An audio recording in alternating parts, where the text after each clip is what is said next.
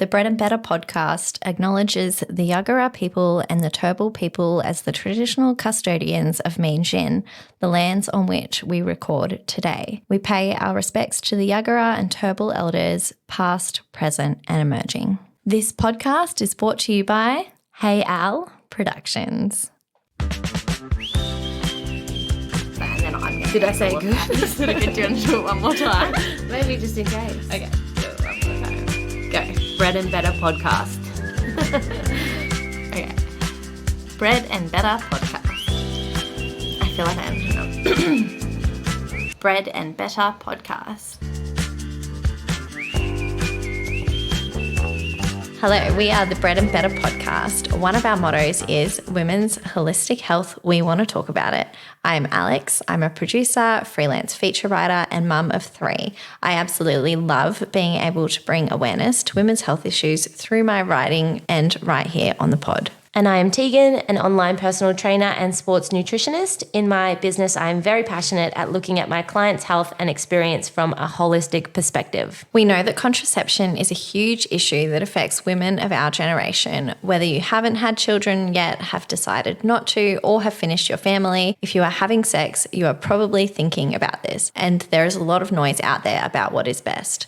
Today, along with our expert guest, Natalie Douglas, we are going to be breaking down all of the contraception options, their effectiveness, and the pros and cons of this to hopefully help you with your decision-making around this topic.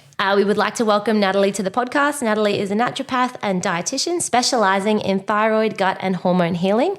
Natalie is very passionate about women's health and helps many women through not only her business, but also her own podcast, the Holistic Health Podcast, which we definitely recommend checking out. Welcome to our podcast, Natalie. We are so happy to have you here today. Oh, thanks for having me. I'm so excited to dive into this topic. It's a big one. It is a big one. We were saying off air, something that we talk about with our friends almost constantly at this age in our sort of mid-30s, and something that a lot of people that are listening to the podcast would definitely be thinking about.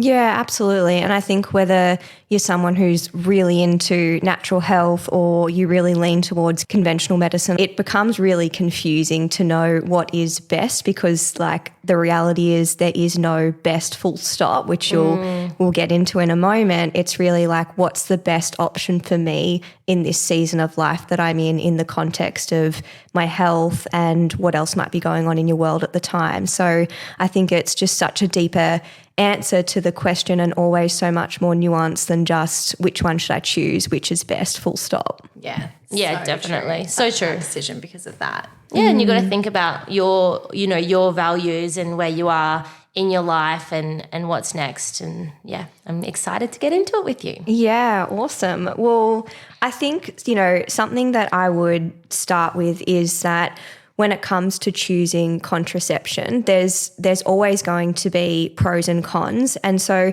what I actually think is really important when we're having a discussion about this is not only knowing or how effective is it as a contraceptive method, like that's so important, of course, because they're not always created equal, but then also the pros and cons, because then it allows someone to kind of weigh those up as well. And I think once we start to talk about the pill in and of itself, there's also then more, I guess, choices within a choice when it comes to the oral contraceptive pill that just gets outrageously confusing as well. And the way I usually run through them, which I'll probably do in today's chat as well, is just around, okay, so if we are, talking about contraceptive options, I go, I guess, from the least interference with our own natural health and hormones to the most. So I might do that if that works. Yep, love that. So we always kick off our podcast with the same segment. We talk about the best thing that we ate in the last week. So we'll let you go first. Oh, okay. You're talking to a naturopath and nutritionist who loves food. So I'm like, what do I choose? But actually, this is an old favorite of mine at the moment. And I make this like gluten-free, dairy-free beef and lentil lasagna, but I use rice paper sheets instead of like lasagna sheets, and it's so good. And you know what's even better? It's like one pan dish. It's got all the good like balance of macronutrients. It reheats well and it makes like 8 slices, which I love because if something's like just a big dish in my house, my husband just, it's like he doesn't have an off switch. Yeah. And I'm like, no, this must last. So that's going to be my fave right now. Can I please get the recipe? Yes, you can. It's not, I've kind of adapted it, but for anyone listening, if you look up Super Foodie Lasagna Cake by Sarah Wilson, that was the original recipe. I've just made it much more kind of basic bitch That's with what how I need. make it. Yeah. Did you do a reel on this recently? Yes, Yeah, I did. Yeah, Yep. I saw that. And I thought at the time, this is a very interesting combination of foods. Yeah. Because of the rice paper and then it was like giving lasagna vibes. Yeah. That's right in your wheelhouse. Right up my alley. You're welcome. We're meant to meet, Alex. Yeah, Tegan always pays me out because every time I say what I ate, I'm like, it was gluten-free and dairy-free. And Yeah. she's like, we know. Yeah. Do you want a medal? Also, me too. Good, that makes me feel so much better. Well, my favourite thing was gluten and dairy-free as well. It wasn't that cake that you It had was earlier. not that cake that I just had. It was delicious. Once again, guys, I have been poisoned. But we're okay. We're going to push through. Tegan doesn't want to talk about it because I get very anxious. So the best thing I had it 3 times in the last 2 weeks. So I know what it's going to be. do you? It's going to be the crepes. It's a patcha crepes. So she is a food man and she does gluten-free, dairy-free crepes with ice cream. It is heavenly and you cannot tell. I've dragged I book her at every event we do at school. If there's a play date in a park, I'm messaging her, like I'm just her biggest fan. But she's basically become Alex's PA. I was going to say she's purely staying in business, following your family around. Literally. And but like everyone eats it, not even realizing it's gluten dairy free because it's that good. So she happened to be at the park when I went to the park and I She did. Yeah. Had nothing to do with it, did you? No. And I had my favorite crepes, it's the crepes with caramel and walnuts and a biscotti ice cream. Stop it. Yeah. And then I had a bit of a rough week, so I ordered some cookies and picked them up from her house. And they were dark chocolate walnut and they were incredible. And then I went to the Green Heart Fair and she was there and I didn't even know she was going to be there. So You're not tracking her on your phone. well, normally I do. You've got like a little GPS device on the truck. Find my friend. She said, and I pop up like, hello. Yeah. You're like, hey, Kev, let's go to Green this Heart place. Well, I was so happy and the kids are like, Mum, she's here. But anyway, so then I decided to try something different and I had crepes with like a lemon, butter and strawberry ice cream, which was delicious. So shout out to Apache. Rating on the normal one you get versus the lemon. The normal one's better. Okay. The lemon one was really nice to try something different. Yeah. But I like a rich. And then the kids and I played this game where I was like, I'm such a caramel person. I was like, Daddy would like this one because it's like strawberry and lemon. That's more his flavors. And then the kids and I were sitting there waiting for Kev and we were like, let's decide if someone's like a chocolate person or a strawberry or a vanilla. So then we're pointing people out. Oh, I love playing those kind of games. I just love people watching. Same. I like guessing what someone's name or career would be as they walk I love past. that. Yeah. Very fun. I love guessing people's like star signs. Oh, Yes. Love that game so much. Okay, Tegan, your food that you ate. Oh yeah. How are you going to Circling top back to that? Yeah, how are you going to top that? I go to trivia on a Wednesday. Oh, fun. And we were going to Balta, but we just went to Appraise in Burleigh. And last week I had like a fried chicken burger with fries and a truffle mayo. Yeah. Oh, I love mayo. Actually, I just remembered I We went. have truffle mayo yesterday as well. I was going to say I want to change my answer because the went truffle Southside. reminded me. I went to Southside yesterday, and this is a restaurant in Brisbane. Yeah. And it's an Asian restaurant, and they have these, and it's really bizarre. They have this potato and truffle spring roll, and it's like mashed potato on the inside, like it's mash. It's like mush. That's so weird. With truffle. It's very strange. I don't know if I can get behind Me this. either. It's like every single person that has had it sounds bizarre, right? Yeah. It sounds so bizarre. You bite it and you're like, oh my God. It's so good. This Really? reminds me of like a potato pie that I just don't agree with. Yeah, I don't but like maybe potato I shouldn't pie. judge before I've tried it because I have a feeling that I was thrown it a bit of shade before I'd had it for the first time. And like every single person's like, amazing. Actually, yeah, I want to change that. All right, to start off today's episode, can you please tell us a little bit about yourself and your career so far?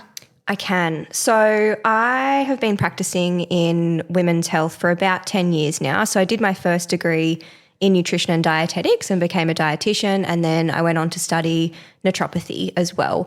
And a lot of my interest stemmed from my own health issues. So in a very as concise as I can nutshell, I had an eating disorder for about 10 years, anorexia, when I was like a young teen, probably like only 11 or 12 until early 20s. I mean, it's hard because it doesn't just go away. It's not like it's here and it's there, but I would say I was physically and mostly mentally recovered by the age of about 21, 22. But obviously going through something like that, especially during very, biological formative years, I ended up with a whole lot of gut issues, thyroid issues, didn't have my period for pretty much a decade almost, and went on a big journey to try and get that back. But in the process, I just was, met with conventional medicine systems that just didn't seem to be able to help me. And I went through this really, I would say, pivotal, life-changing experience where I was exercising like 7 days a week, 2 times a day, like very addicted to exercise, a bit of like a shuffle from addicted to, restricting food to over-exercising. And it was very much the way of managing anxiety at the time. And then I, of course, you get lots of little nudges and niggles along the way with your body that's like, hey, slow down, stop. But I was just so headstrong and obviously only had that internal resource or didn't have internal resources to manage my emotions. So exercise was how I managed things. And one day I woke up and I had all this pain in my neck that was going down my back, and I hadn't been injured. I don't remember doing anything. But basically from that day onwards, I ended up in a neck brace. I went through spinal surgeons, chiropractors, physios, acupuncture. No one could see anything structurally wrong as to why I was in so much pain. And I was in that kind of state for about 9 months. And it was a really challenging time because, you're in that season of your life where a lot of your friends are very social, there's a lot going on, and I physically couldn't show up. So a lot of my friends just kind of stopped asking and disappeared. And my brother, who I was really close with at the time, got his first girlfriend and moved out. So felt really lonely.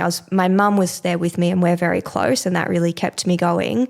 But I really just felt like everything I had built my identity on, which really at the time was being the quote unquote healthy and fit one, was just gone. And so I really was faced with this reality of like, well, who am I if I'm not that person, and why am I valued or loved, or why does anyone want to spend time with me? And so as like really difficult it was at the time, it ended up being the best thing ever because it really forced me to go on a different journey. Yeah.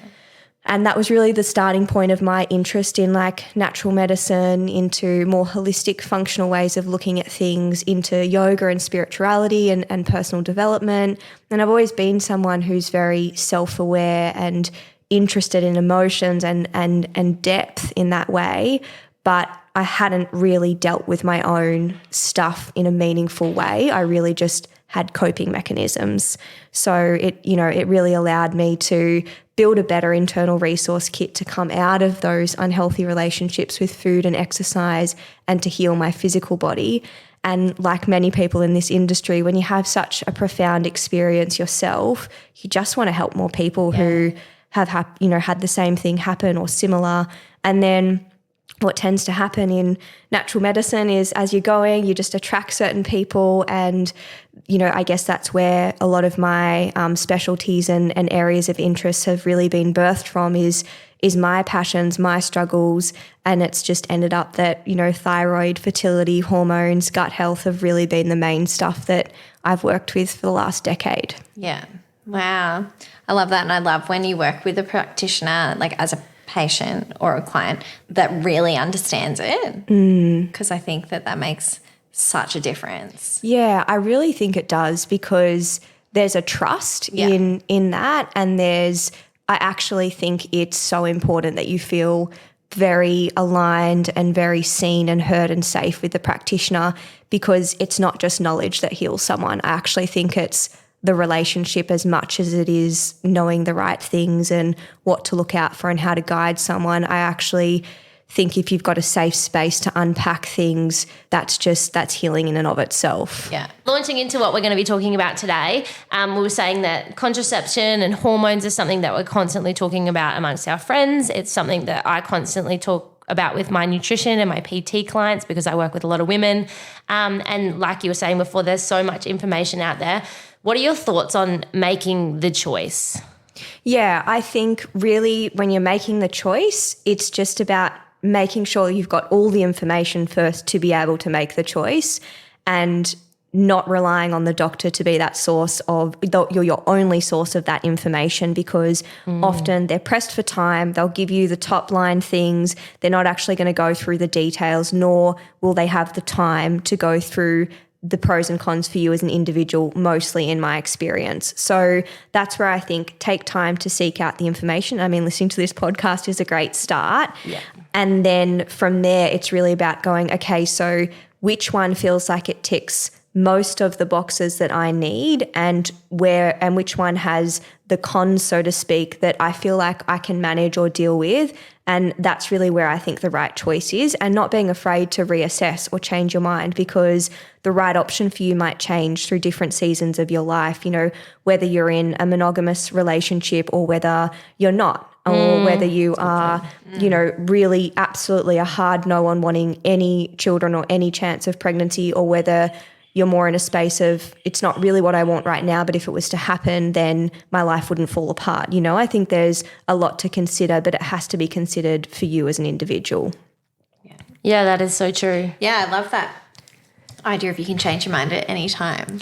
Well, I think most of obviously what you said is so true about the doctor. You walk in at, some young age. I was put on the pill at age 13 so that I didn't get my period at swimming carnivals when it was important. And I wasn't an elite athlete. It was just something that my coach recommended, which then led me to be on the pill for nearly 17 years. And you just walk in, and I remember once I'd been on a low dose or whatever my mum wanted me to have because I was so young. And I remember being in my early 20s and going to pick up my script with a girlfriend, and hers was $8 and mine was $70. Yeah. And I was like, what the hell? So I just went into the doctor and asked to go on the one that she was on. One. You know what I mean? Yeah. Or, it might be my friend is doing this and this is working really well for her. Maybe I'll do that. But like you said, you've got to weigh up where you are in your life. And I hadn't well, obviously I have, but I didn't really consider that. And like you said, the thought of pregnancy and maybe even thinking about where you stand on abortion, if that's something that, if you're really against and you really don't want to have a baby, then you do need to make sure that you're really making a choice that aligns with that value as well. Yeah. Yeah, there's so much. A lot to do with your values. Yeah. Totally. Yeah. There is. And it's unfortunate that we can't get all of the information from one person or one source, but there is information out there, and there's no shame in asking more questions. And I really just encourage people to make a decision from an empowered and informed place, because I think those are the decisions that you're able to live with and sit with best, versus feeling cornered into something or forced into something. I guess to get a bit woo-woo, just even on an energetic level, I just think that's it's not a great idea. Yeah. 100%. Yeah, I agree with that. Yeah. Okay, so can you please run us through what options we have in regards to contraception and what we should know about each one? Yes. So first up on the contraception menu So we're starting from least interactive with our hormones to most? Yeah, that's how I usually present them to people, just because it's easy. Then you can kind of understand, okay, I see where you're kind of going. Yeah, that makes sense. There's so much sense. I've never even considered that.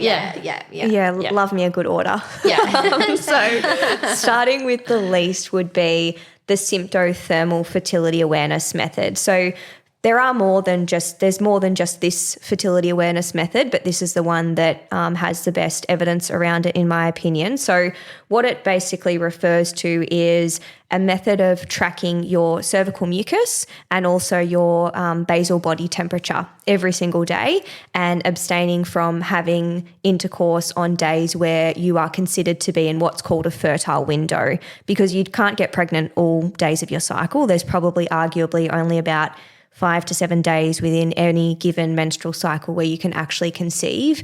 And there are clear body signs that tell you when you're in that window and, more importantly, when you're out of that window. And in terms of like what are the statistics around how effective it is as a form of contraception, so perfect use, as in if someone is using it as it's intended, and in this context, perfect use refers to actually having been trained by a fertility awareness method instructor to understand your personal cycles. The effectiveness is 99.4 to 99.6% effective, which is huge. And then the other statistic that's often given in the context of contraceptives is typical use. And this is when it's kind of studied of, okay, when on average, when people do it, taking into consideration things that are missed or mistaken, what's the effectiveness? But unfortunately, with the Fertility Awareness Method, there is no exact statistic on that. But anecdotally, what I can tell you from having seen lots of clients use this method very successfully is I would say it is quite high. So from a pros versus cons perspective, I feel like the pros are that it doesn't interfere with your hormones. So you're not changing your hormones. You're not interfering with the uterine lining, which some things will, which we'll get into shortly. I guess this is my own bias coming in, but I feel like a pro of it is that it really teaches you to understand and know and trust your body. Yeah. And I feel that it really builds this empowerment and connection with being a woman who has cycles.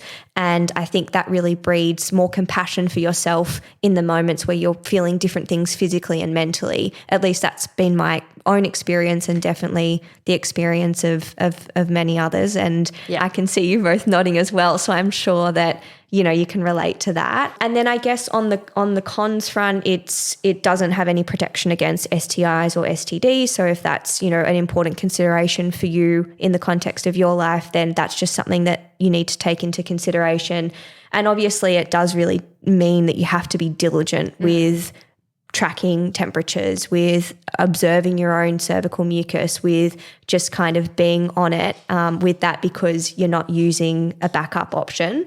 Although on that, I would say that when you are in your fertile window, it does require that you either abstain from sex or you use a different form of contraception. So that's another, that could be seen as a pro or a con. It just depends on your lens, but that's just something else to consider if you choose to use that method. Yeah. I liked what you said about becoming so in tune with your body, because that's definitely one of the things that I noticed. And coming off the pill, and then I was training for a marathon at a similar time that I came off the pill, probably experiencing a little bit of underfueling. Didn't get a period for about 8 months, and then it took a while for my cycle to get really regular. I started, this method with just tracking my cycle initially and not taking my temperature. And then I was using a thermometer. However, I think that that's got its limitations as well with perfect tracking, because from my understanding, you're supposed to do it as soon as you wake up.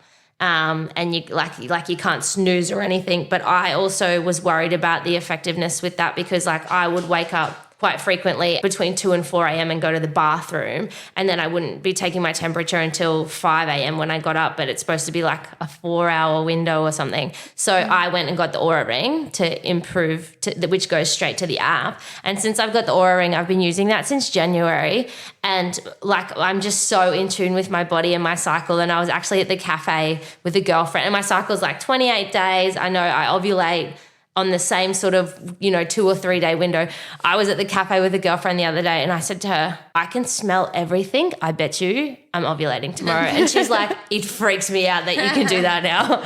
Yeah. And isn't it sad that it freaks us out that someone can do that? Because that's how it's supposed to be. And as in it's sad that it's the norm for us not to trust and know our body. And there's no shame in that. I mean, gosh, I can tell you from sitting across thousands of women now, most women do not understand, their period, their cycle, ovulation. And that's okay, because how would you know unless someone's taught you? Yeah. But I feel like it's a really empowering thing to know, regardless of whether you want to get pregnant or not, or you care about your fertility or not. It's really a health marker. And I also think it's just a marker of knowing how to link things up to being a cycle problem or not. Yeah. Yeah, and that's where the value lies for me. Like, I'm not sure on whether or not I want to have children with, which is a whole nother podcast episode, but I really value my health and using my cycle as a marker of good health. Yeah, I love that. Yeah. I think it's a really good method for people who feel drawn towards it. But if not, it's a really good thing to just be aware of, even if it's not what you choose to use as your solo, contraception method. And I can understand for some people, like you said, there is only a few days in your cycle that you can fall pregnant, but some people's minds don't work. Like having that knowledge doesn't reassure them. So I'll know friends that have gotten the morning after pill and they've just finished their period, and I'm like, you don't need to do that. Like, you're not going to be in your fertile window on the day after your period's finished. But they would have so much anxiety having this sort of method if they don't really understand that, or if that doesn't resonate with them. Does that make sense? Like, they think that they could fall pregnant at any time, and that gives them anxiety. Of course, yeah. Absolutely. Does that make sense? And I guess because, if you don't understand all of this, then you have no idea when you ovulate. So that is really hard to – I feel like this is, such an amazing option, obviously, for a person like you, your personality. You've got to be invested in knowing and understanding your cycle. Yeah. That's one of the keys to it working. Yeah, for sure. I feel like if you're a bit of a – if you want to be more blasé about – yeah, but no, obviously incredible method and great for people who are at that stage in life with their diligent and understanding more about your body. Yeah, and I should say that you can technically get pregnant on your period. If you have you wouldn't. Sounds like you have longer cycles. You're like, one moment. Sorry, what? And also I ovulate just after my period. So if you ovulate early, if you're someone who ovulates quite earlier on, day 10 or 11 even, because sperm can survive in the reproductive tract for about 5 days to 6 days if we include an egg releasing, then if you had sex, let's say, on day 5 and then you ovulated on day 11, and you didn't use protection on day 5, it might have been your last day of your period, you're like, YOLO, just going to have some sex, this will be fine. And then you ovulate early on day, 10 or 11 for whatever reason, then that technically there is a chance that you could fall pregnant then. Yeah. So that's where really knowing your cycle, knowing not just when you've ovulated, but the signs that fertile window has opened by tracking your cervical mucus, that's when, I guess, understanding all that, you can be more confident. Or if you're not confident, you can use a backup method like a condom or something until you are really sure that, okay, I can see that I've ovulated because my temperature has shifted and it's been a certain amount of days, and now there's no chance that I'm going to get pregnant. Yeah. What is the ideal day to ovulate on a 28-day cycle? So anywhere you kind of want to make sure that your luteal phase is kind of somewhere between about 10 to 16 days, but ideally around 12 to 14 days. So probably roughly around day 14, give or take a day, a bit earlier, and you tend to have, a longer luteal phase, and later than that, a shorter luteal phase. And you'd be able to tell the why behind that by doing some hormone testing at baseline. And then again, in your luteal phase, it'll usually have to do with a balance between estrogen and progesterone being a little bit out of whack, which you can correct. Yeah, right. Yeah. Mine's usually around day 18. So slightly shorter luteal phase, I would say, which might just mean that you either have a slower rise in your estrogen that means that you ovulate later, or you may have slightly lower progesterone in your luteal phase, so you're getting that withdrawal from your hormones earlier. But you'd be able to find that out by doing some testing. Interesting. Okay.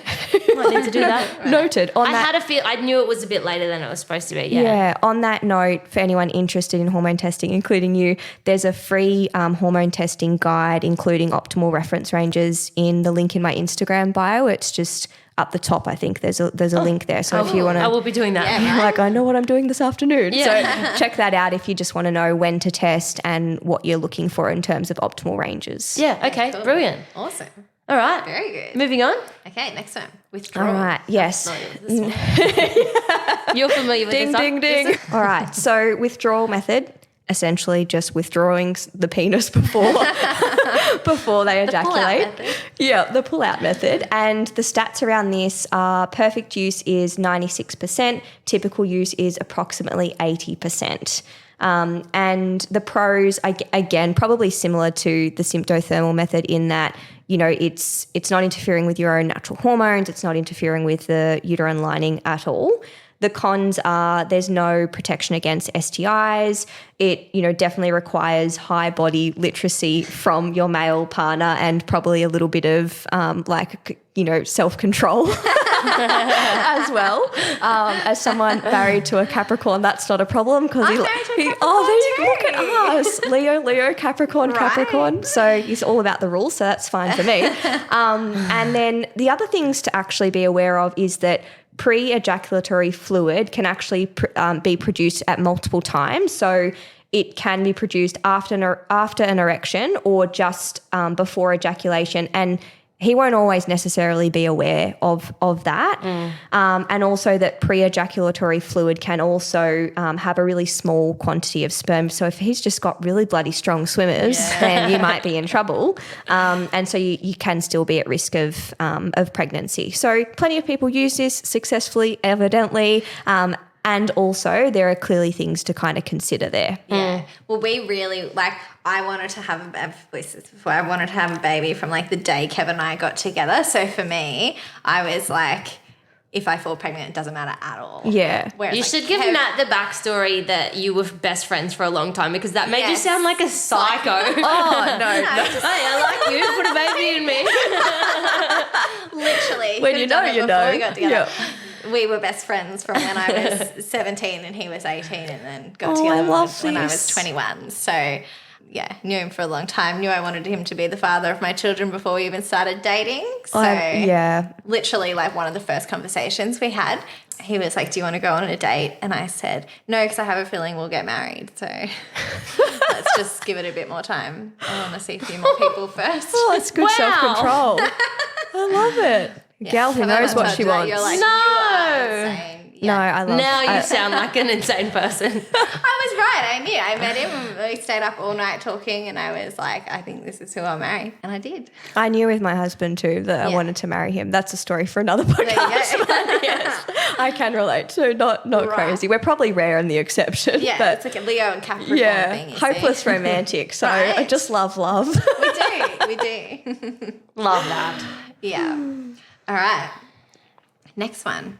Male condoms. Yes. So I don't feel like I need an explanation of this one, just a condom. We all know this. And the statistics around this are perfect use is 98% and typical use is 87%, which wildly, outrageously includes not putting the condom on. Oh, so I was going to say that's a bit skewed. I was going to say that the statistics aren't that much higher than withdrawal. Yeah. All I think of in this is when Ross accidentally gets Rachel pregnant in the condom and he's reading and he's like, there's a 2%, they don't tell you this. And she's like, it's on the box. Yes. So yeah, I feel like if you are putting the condom on correctly, the odds go up rather high. So I just wanted to mention that for anyone who was like, what is with the significant gap?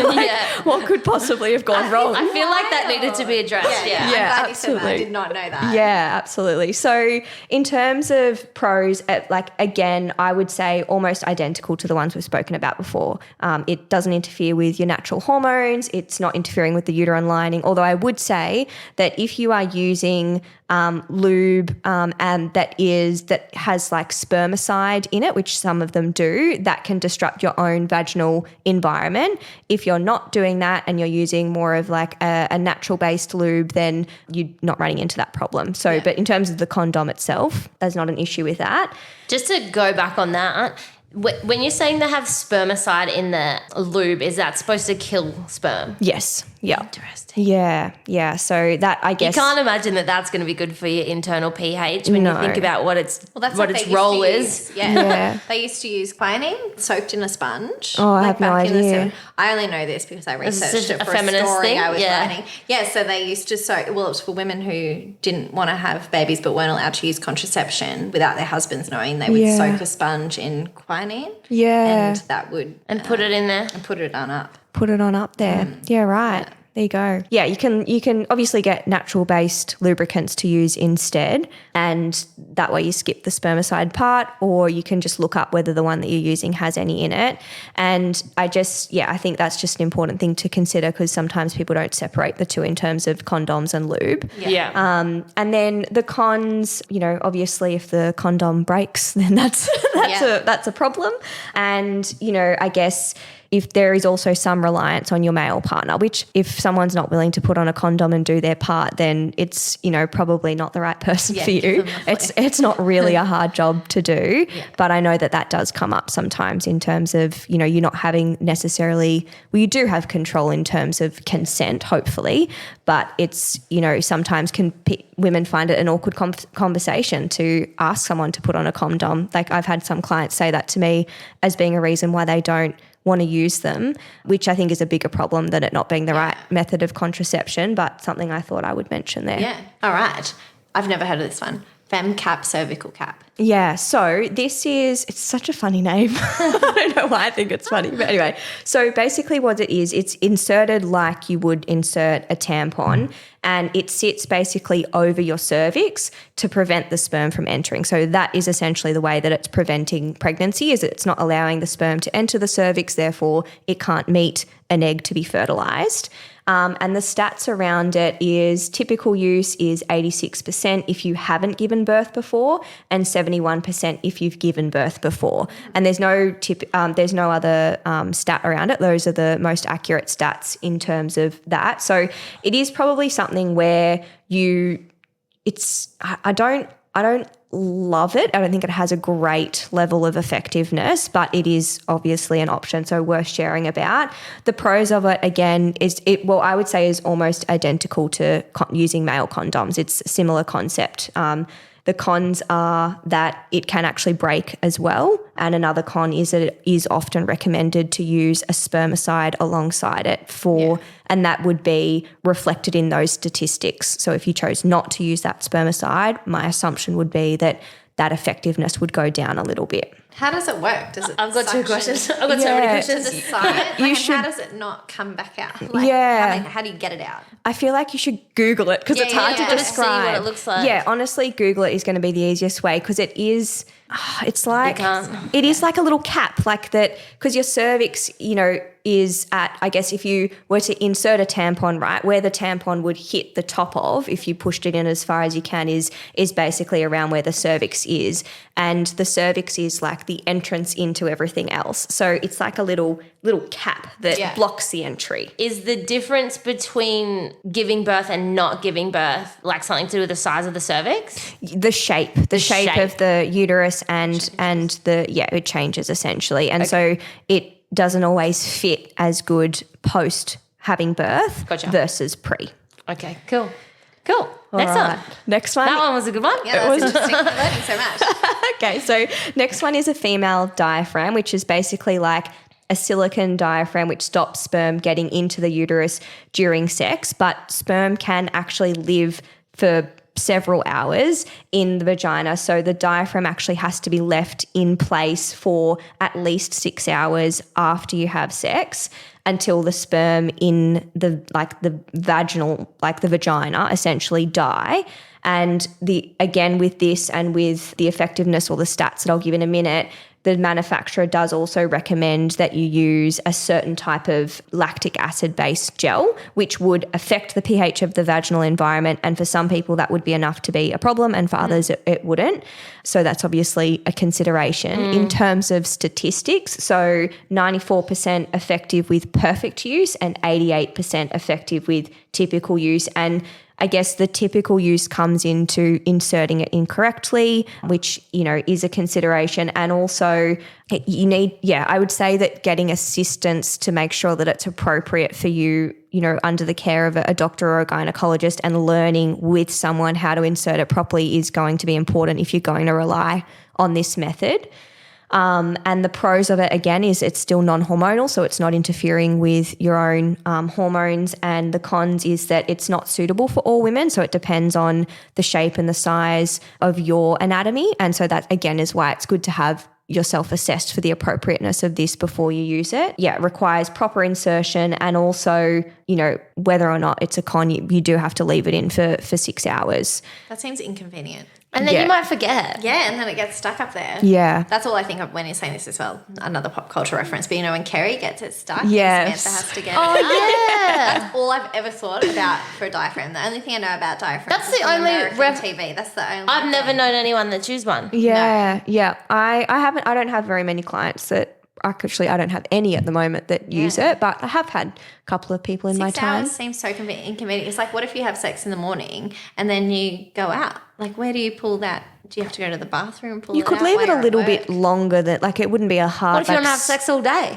Oh, there you go. Well, then you could just leave it in. Well, there'd have to be a time frame. So I don't know what the max amount of time is, but my assumption would be probably, within the day you'd want to kind of take it out. What if you got an infection? Yeah. If you didn't clean it properly, you could. And then the spermicide, same issue as before with the condoms. Yeah, and I mean the lactic acid based one, again, depending on your own vaginal microbiome, whether or not a little bit of lactic acid in there is going to be a problem or not would be individual. Is the female condom a thing? Well, that's what the cervical cap and the female diaphragm. It's female condoms are an umbrella term for anything that is essentially a barrier method that the female wears. Yeah, Kev has the snip, so I don't need to worry about any. Oh, good one. I didn't include that in here, but that is another option. That's another one. As soon as all of my friends have finished having their babies, I'm like, go. You go to the GP. They do it there. It's easy. Okay, we are moving on to the next one. And the next one, we are now onto the copper IUD, which is a very popular one, I have to say. So this, for anyone who's not aware, is an intrauterine device, which is basically, it's like a small plastic device with copper wrapped around its stem.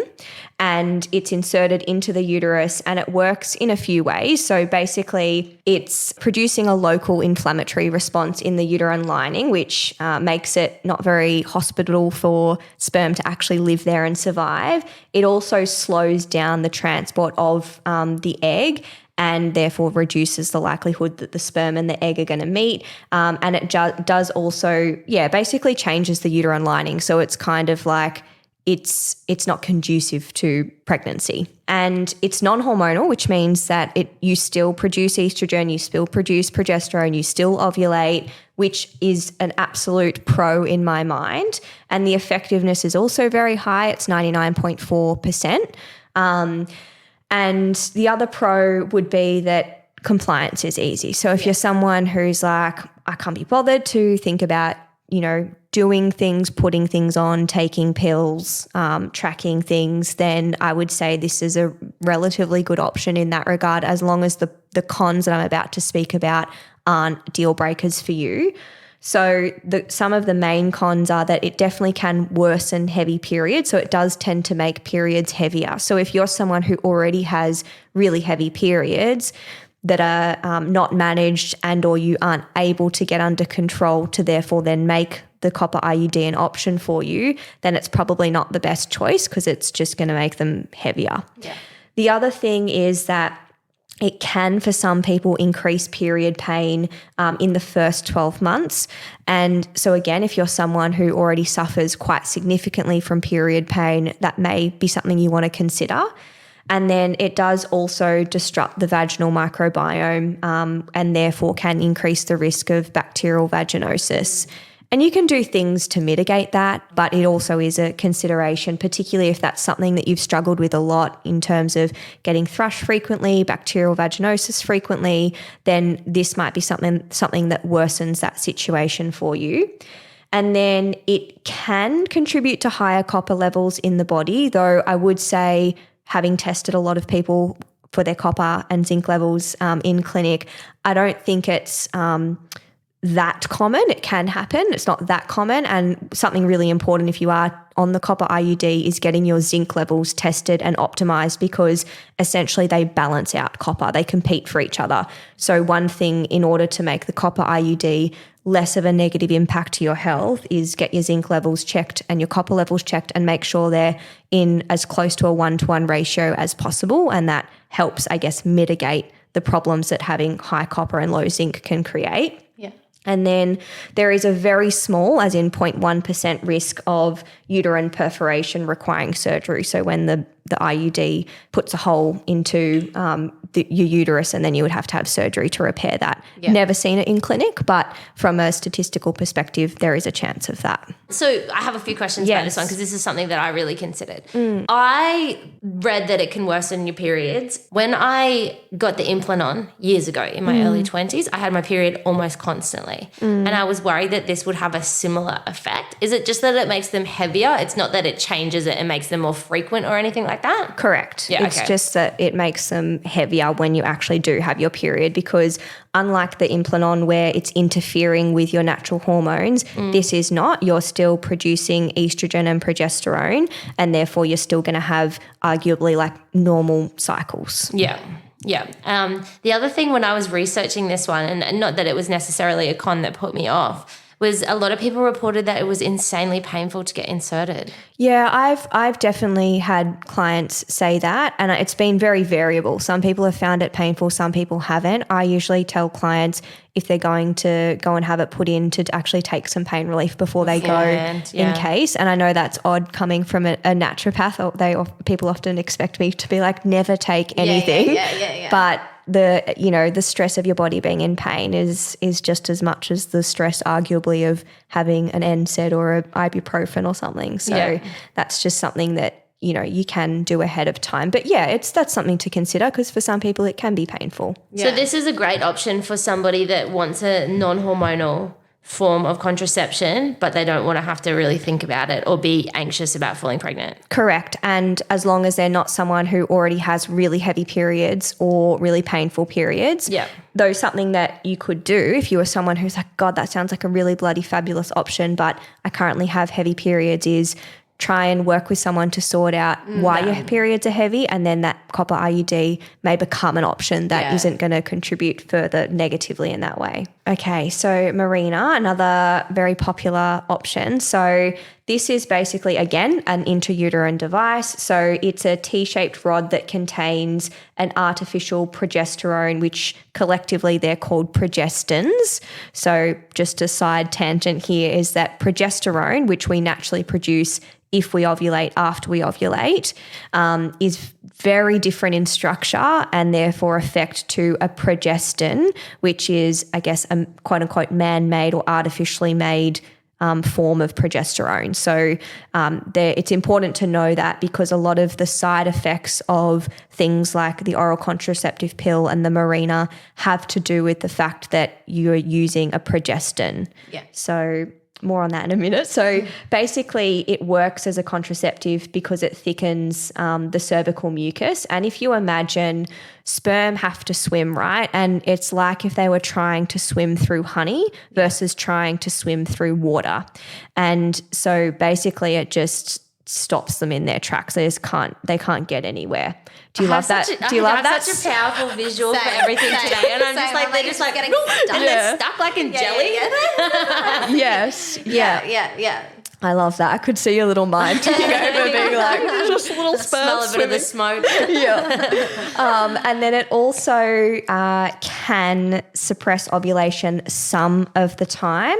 And obviously, if you're not ovulating, you're not releasing an egg. Therefore, there's nothing to be fertilized. But arguably, that's not really the way that you're relying on it working as a form of contraceptive. You're more, relying on it working as a form of contraception because of the way that it changes that cervical mucus and the ability for sperm to swim up and fertilize an egg, because usually that suppression of ovulation happens most commonly in the first 12 months of the use. And then a lot of women will continue to ovulate at least some of the time after that. Effectiveness-wise, it's 99% effective as a form of contraceptive. And I would say... We like those odds. Yeah. I would say that some of the pros are that it can lighten periods. So if you're someone who has really heavy periods that you haven't been able to get under control otherwise, this is often one of the first things that's going to be recommended to you as far as contraceptive options go. Am I right in thinking that some people don't get a period on the Mirena?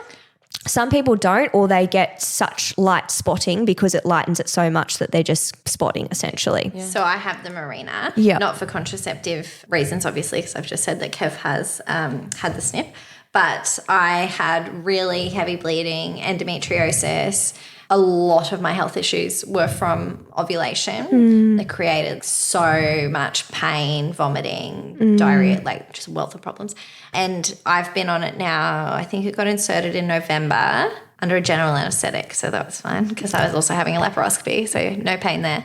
And I've now stopped, like I don't get my period anymore. I probably get like 2 days of spotting, which is great for me because I had just like the worst periods.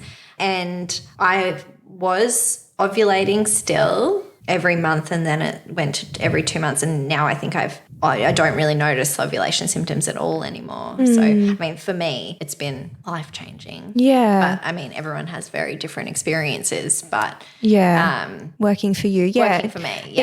It can be, in my experience, it can be incredibly life-changing for some people in a really positive way, and then for other people it can be incredibly life-changing in a not so good way. And that's where I think it's good to hear all the different pros and the cons. And again, like you can do something and you can change your mind. So you're someone where if you got it in and then it really wasn't working for you, you could have it removed. Well, I have 3 friends who were like, don't get the Mirena. They had it put in. They bled terribly for 3 months or more and were in so much pain they all had to have it taken out. So I was very apprehensive. I think it probably took about 3 years for me to make the decision. Yeah. So oh, it's not easy, especially as women. We talk to our friends all the time and the stories that we hear understandably influence us because our friends are people that we trust, and it's kind of this flip side of our friends we trust and they'll tell us their opinions rather than facts, which is fine and normal.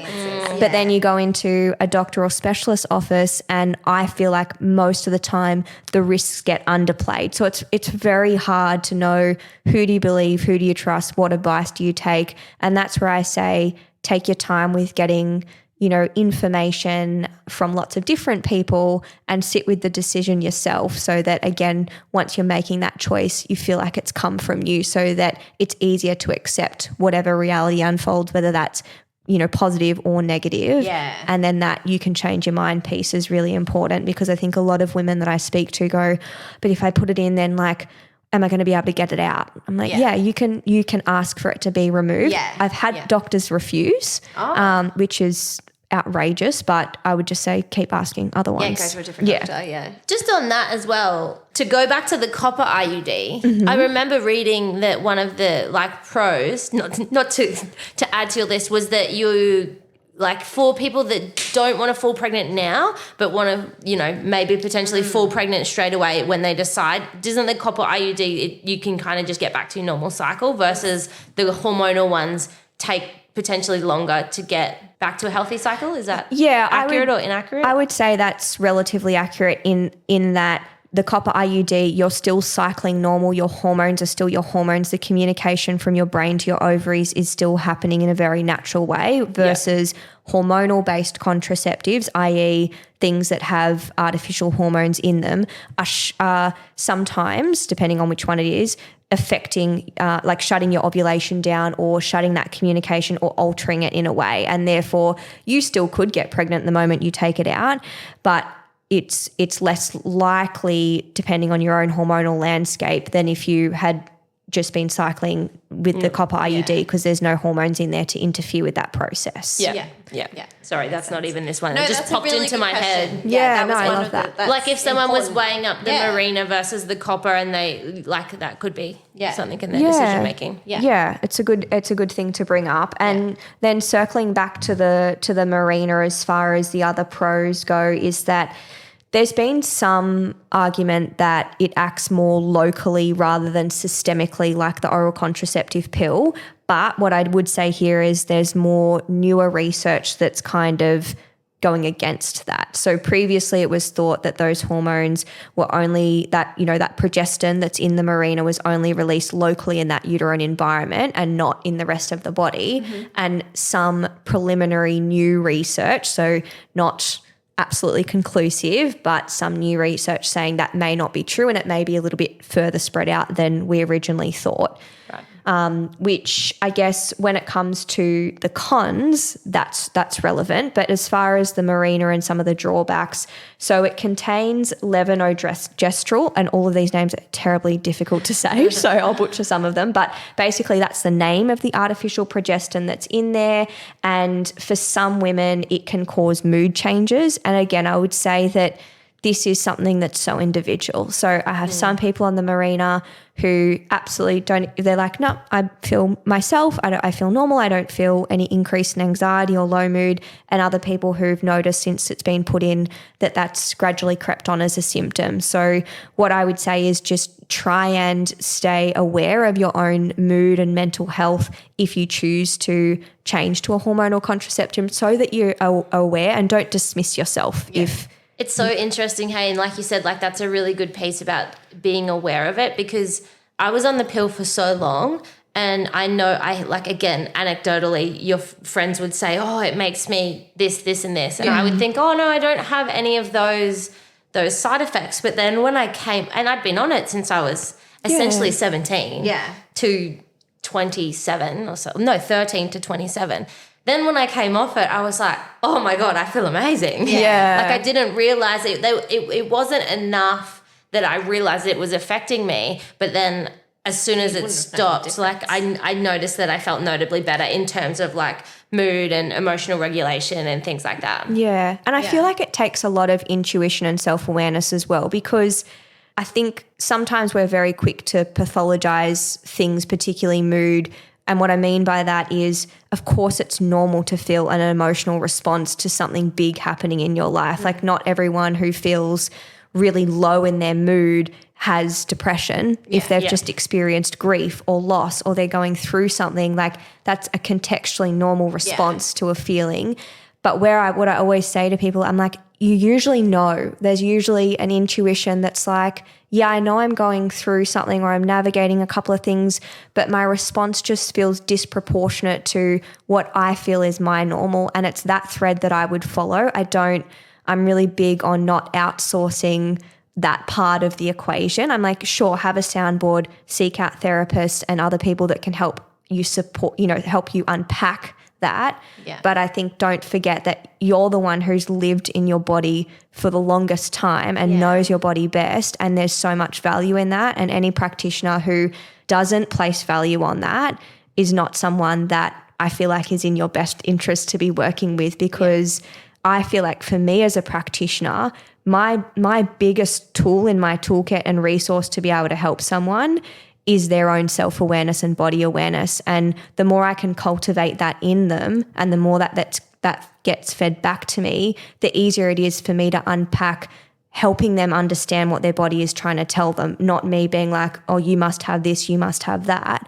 I want to hear, what do you think? Like, what does that mean? I love this. The amount of doctors that I've spoken to are like, I just feel like something's wrong. And they're like, oh, no, like you get like a gut feeling like I shouldn't feel like this. Yeah. And as a practitioner, I think it's our responsibility to listen to that. And if we don't know, I think it's also our responsibility to say, look, I believe you and I hear you and I know that you know your body best and I'm not sure what it is. And maybe I'm not the person to find out or uncover that for you, but keep listening to that. Yeah. Because I think sometimes, ego can get in a way, or the people pleasing of I want to know the answer, I want to be the one that solves this person's problem can lead in the room. But I think there's nothing wrong. And in fact, being a patient or client myself, I so appreciate when a practitioner says, look, I'm actually not sure. Like I'd so much rather that. For sure. Same. Way better than dismissing it.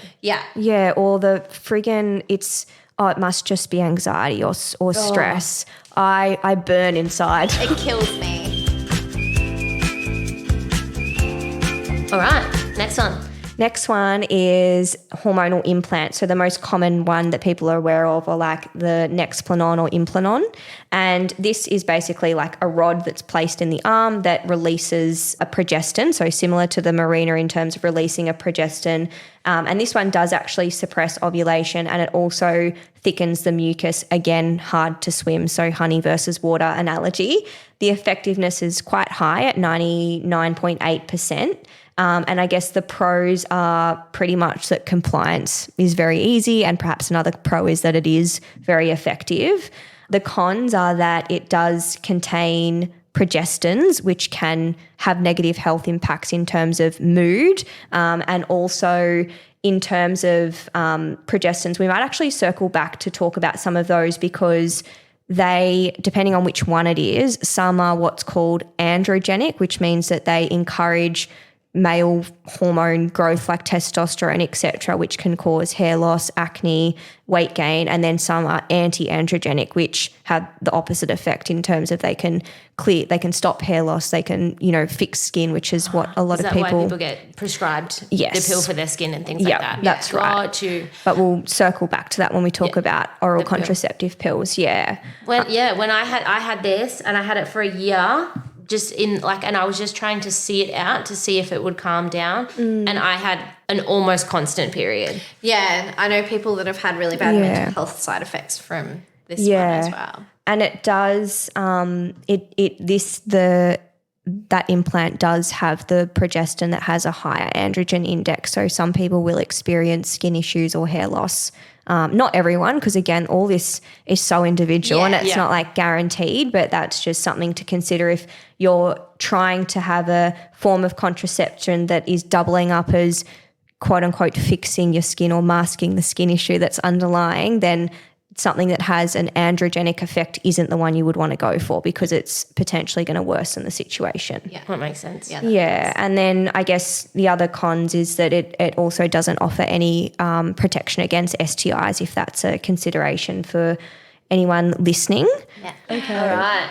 Injections. Almost there. Yes. So the injection, so the most popular one, I guess, is the Depo-Provera. I'm pretty sure that's the only one available in Australia. There would be other brand names for it overseas if anyone's listening overseas. And again, this essentially contains like a higher dose, again, of a progestin, and it's given every 12 weeks and it suppresses ovulation and also thickens the mucus again. So similar kind of mechanisms that we've talked about already. Effectiveness is 99.8%, so quite high, which may be a pro for people who are really not wanting to conceive. And another pro would be, again, that compliance is relatively easy as long as you don't have an issue with going somewhere every 12 weeks. But some of the cons are it does interfere with your own natural hormones, it does suppress ovulation, and also, again, no protection against STIs if that's important to you as well. I have had a lot of people have not great experiences with this. I have a client that was using this, and we got to a point with her, like we were working together on body composition changes, and we got to a point where I knew her adherence was really good. She should have been losing weight. She's definitely in a calorie deficit. And then she went and did all this extra health testing, and she found out she had all these other health issues, and kind of tracked it back to this was potentially the cause. And migraines and all these issues as well. And since she's like come off, she's been working through these sorts of issues. Migraines is the one that I'm so sure Mum, I always refer back to her. I'm so sure she had this and it was just the worst thing for her migraines. Yeah, I've had a lot of people have that experience. Yeah. So I'd agree. And again, not to take it off the table for people, they can choose. But I would say, again, anecdotally, I have not met someone yet who has had a really positive experience, though obviously biased because people are coming with me for issues, problems. Yeah. But true. Yeah. No one's coming to you saying, you know what, everything's great and my fabulous. health is fantastic. I just want to meet you. Yeah, let me pay you lots of money to just tell me how fabulous my health is. That'd be great. All right, so the next one up is the vaginal ring. So this is inserted every 3 weeks with 1 week of it out. So a similar concept to like the pill and the sugar pills, where you kind of take it for a number of weeks and then you have the, week off taking the sugar pills, or I think they white pills is what some people colloquially refer to them as. So the ring basically sits high up in the vagina and works basically by, again, putting a combination of artificial estrogens and progestins into that environment, which shuts down your own hormone production. Therefore, you're not ovulating. Therefore, you cannot get pregnant. And the effectiveness is 99.7%. And again, similar things. Compliance is easy. The effectiveness is high, but the drawbacks are that a lot of the similar side effects of the oral contraceptive pill will happen with this in terms of you can have issues with your mood, you can have issues as far as skin goes, hair loss goes, migraines, or you might experience none of those. That's just a potential. So this is the final one. Yeah. Oh. So the oral contraceptive pill, most people are familiar with what it is, but in terms of how it works, essentially, again, it's shutting down your own hormones, which means if your hormones are shut down, it means that you cannot ovulate, which means you cannot get pregnant because the precursor to getting pregnant is having ovulated. So that's the pure and simple way of how it's essentially working. In terms of effectiveness, with perfect use, it's 99.7% effective, and with typical use, it's 92% effective. So that's kind of skipping days, taking it at different times. Antibiotics. Antibiotics, vomiting. Certain herbal remedies. So like St. John's wort is one that can kind of interfere with the effectiveness of the pill. So really important if you are working with, or if you're not working with a naturopath and you're on the pill and you get a cough or a cold, or you have anxiety or a mood issue that you pop into the health food shop and you're like, I might just pick up this, heard it was good.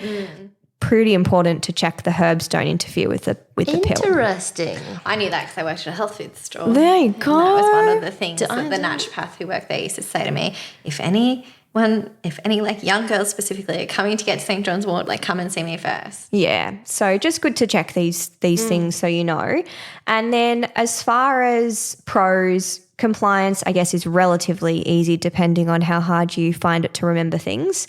And it does potentially help some women with really heavy periods because it's shutting down your hormones essentially. And then for some women, depending on which type of pill you choose, if you get offered an anti-androgenic pill, then it will help clear up your skin essentially because it decreases your androgens, which are like your male-like hormones that contribute to acne, and it also reduces sebum production. But the issue with this is that you'll have a rebound effect when you come off it, i.e. most commonly your skin gets worse before it gets better when you come off these kinds of pills. So it's a bit of a quick fix, and for some people that's just what they need or want, and that's fine. But it's just good to be aware that when eventually, if you choose to come off it, then if you haven't fixed the underlying reason why you had skin issues in the first place, then they're very likely to come back with a bit of a vengeance. So there are definitely things you can do to prepare yourself to come off the pill to try and mitigate some of those outcomes. And to give myself a plug here, but just a helpful resource I created on that was a guide to coming off the oral contraceptive pill, which talks through what you can do to support yourself if that's your choice and you're wanting to try and avoid some of those rebound effects that can happen. That's awesome. I'll give some examples in a moment of the high androgen index ones and the low androgen index ones, but it's not an exhaustive list, and you can find out. You can find out just by looking on the internet at sites where they're using the actual leaflets of the pills, which progestin and which form of estrogen is in the pill, so that you know what you're saying yes to. Yeah, that's really good knowledge to have. Yeah. So some examples of high androgen index pills are things like levonorgestrel. So that's in FemTab, which is a really common pill. It's also in the implants like the Norplant, Mirena. It's also interestingly in the morning after pill, which obviously if you need to take that, you need to take that, but thought I'd mention that in case anyone was interested. And then also there are a few other ones. So gestadine, etonogestrel, desogestrel, and a few others that again, like you can look up, but they're some of the most common ones. And I would also say that the NuvaRing and the Nexplanon also fit into that category. So high androgen index equals higher testosterone or male sex hormone levels, which equals for some people more likely to have hair loss, more likely to have acne or skin stuff come up, more likely to experience difficulty with weight gain. Again, not everyone, but just something to be aware of if those are deal breakers for you. Yep. And then the progestins with a lower androgen index. So some of these would, like some of the common things that people would recognize are pills like Yaz, Brenda, Yasmin, Estelle. There's also another one that I thought I'd mention called Zoli, because I get asked about this a lot, which I guess if I'm being really pedantic about it, it is a low androgen index pill. And the thing I like about this under the pill category is that the estrogen that's in it is actually identical to what we make in our body, which is different to all the other pills. And then the last thing I was going to say on that is the mini pill is something that is just progestin only. Yeah. So basically works all in the same way as everything I've shared on the oral contraceptive pill. The only difference is it doesn't contain any estrogen, but I wouldn't say it's any better because a lot of the side effects that come with the pill are driven by the progestin and the fact that it's suppressing your own natural hormones and ovulation. And the other thing that I didn't mention in here as a con is a lot of pills will suppress your libido. And I think that's a really important consideration given, that if you are in a relationship and you have a really low sex drive, that can affect intimacy, connection, your relationship generally. And so I think that unfortunately, not a lot of women are told that before they go on the pill. And then I wasn't told that with the mini pill. Yeah. And I thought that there was something wrong with me. I was like, oh. I would say, yeah, my libido was significantly different when I was on the pill. Yeah. Yeah. And like when we think about it out loud, it makes sense because it's like, oh, if I don't want to have sex, then I'm probably not going to get pregnant. So Yeah. kind of makes sense in that sense, but it's not something that women are told. And I think it's a really bad thing that they're not told that, because exactly as what you've both just reflected back, you made it about you, like thought something was wrong, like what's, I didn't know, therefore it must be me. They didn't mention it. Yeah. So I'm mentioning it now so that at least you're aware. If you're experiencing that and you're on the pill, then you know it's not you. Yeah. And having a high libido is a good sign of health, is like a good health marker as well. Yeah. I mean, like libido definitely exists on a spectrum. Yeah. But I think And situational. not having a low one relative to your normal, I think is a good sign of health. But in the context of the pill, it's the pill that is causing that low libido, not anything else that's quote unquote wrong with you. Yeah. Yeah, that's a really interesting That's one very to know. important to put in there, I think. I think people should take that into consideration with their decision making. Oh, 100%. That's a whole, we could go on a whole feminism we could tangent rant, about couldn't we? that, about why like the female libido doesn't really matter when these things are coming into Yeah. consideration, because they're often invented by men. Yeah, totally. All right. So that was brilliant. I'm so excited for people to hear this. This Yeah. is so informative, but in such an accessible way. I say this all the time, but I wish that this episode existed when I was 17. That's why we're doing this. Yeah. Is there anything else that you'd like to add? I guess what I just want to reiterate and highlight is that there's no shame in not knowing this information already, whether you're 20, 30, 40, 50. It's okay not to know. It's okay to ask questions. It's okay to be confused.